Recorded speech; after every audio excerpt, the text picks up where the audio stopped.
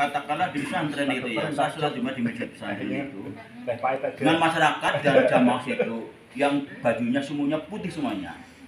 Nah, setelah sholat Jumat sudah selesai dengan masyarakat, kemudian kelompok itu melaksanakan sholat Jumat lagi sendiri dengan bahasa khusus bahasa Arab. Ini mohon penjelasan ini sholat Jumat itu sholat Jumat maning gitu loh. Sholat Jumat atau sholat duhur? Duhur, ya Jumat lagi. Ketika Jumat dia, yang khusus kedua kalinya yang khusus jamak itu loh. Tapi dengan khusus bahasa enggak sholat Jumat khusus dengan bahasa Arab itu. Anak khotbah. Ya otomatis itu sholat Jumat. Iya gitu. Itu di Klender saya pernah begitu. Dan nyata itu.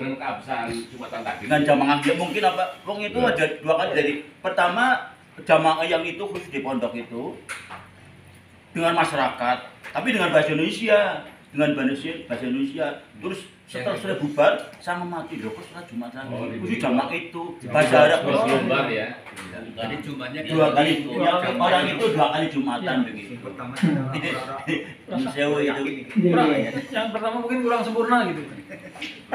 Atau mungkin orangnya lain itu. Enggak. Umatnya gemat nah baru kamase kelompok. Iya. Itu sebenarnya masalah yang hampir sama dengan teori ikhtiyat, teori kehati-hatian. Jadi memang kalau di dalam madhab kita itu memang sebagai sebuah kehati-hatian itu ketika kita sholat Jumat, lalu kemudian jamaah kita itu kurang dari 40.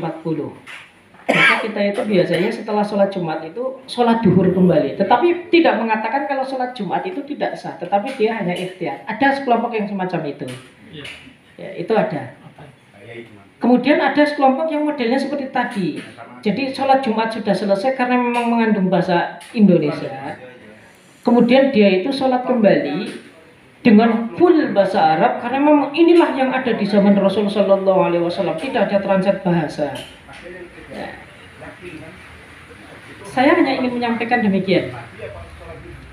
Di dalam beragama itu ada orang yang memang memahami agama itu dengan cara yang sempit, ada orang yang memahami agama itu dengan cara yang luas. Ya, ciri-ciri orang yang memahami agama dengan cara yang sempit itu adalah orang-orang yang hanya menerima hal-hal yang berkaitan di dalam agama itu hanya dengan sesuatu yang memang nyata ada di zaman Rasul Shallallahu Alaihi Wasallam. Ini tidak salah kalau menurut saya, tetapi ini hanya mempersempit. Padahal itu kan orang di dalam beragama itu kan bagaimana orang tersebut bisa kenal Tuhannya lalu dengan aturan-aturan yang memang dilegalkan oleh Al-Quran dan hadis sehingga dia itu terkadang menjadi luas. Contoh misalkan kalau saya pribadi saya misalkan kalau dalam aturan madhab itu kan sholat Jumat itu kan tidak sah kecuali harus dari 40, kemudian dia yang memenuhi 7 syarat. Harus ada mustautin, dakar, berdomisili, laki-laki, kemudian merdeka. Itu kan kasus di dalam Imam Syafi'i kan kayak gitu. Sekarang pertanyaannya, ketika jamaah itu kurang dari 40, kalau kita pakai madhab muktamadnya Imam Syafi'i ini kan jamaah bisa disinyalir tidak sah, kembali kepada sholat duhur. Tetapi kan kita itu di situ tidak boleh menutup bahwasanya ternyata di dalam madhab Imam Syafi'i sendiri ada yang mengatakan aqallul jamaatin salasah. Bahkan Jumat itu ada 2 saja juga cukup, 3 cukup, 5 cukup, 11 cukup, 12 juga cukup, dan ini madhab Imam Malik.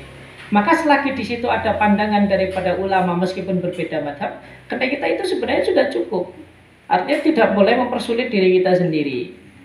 Jadi ya, agama itu tadi saya katakan bahwasanya ad-dinu yusrun, agama itu mudah. Tetapi tidak boleh dipermudah. Ingat, agama itu dasarnya adalah mudah, tetapi ini tidak boleh dipermudah. Orang-orang yang kesulitan di dalam beragama ini karena dia mempersulit dirinya sendiri. Padahal agama itu memang sudah mudah. Makanya baginda Rasul Shallallahu Alaihi Wasallam ini kan dulu pernah mengkritik istrinya beliau, yaitu Sayyidah Aisyah radhiyallahu taala.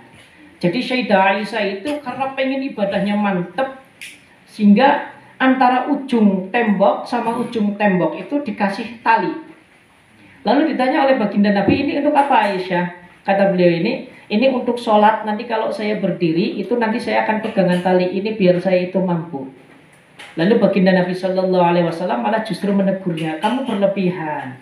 Lalu baginda Nabi Shallallahu Alaihi Wasallam juga mengatakan kepada para sahabat, faida amartukum bi amrin fa'tu minhu mastata'tum. Dan ketika aku memerintahkan kamu kepada suatu hal, maka laksanakanlah sesuai dengan kemampuanmu.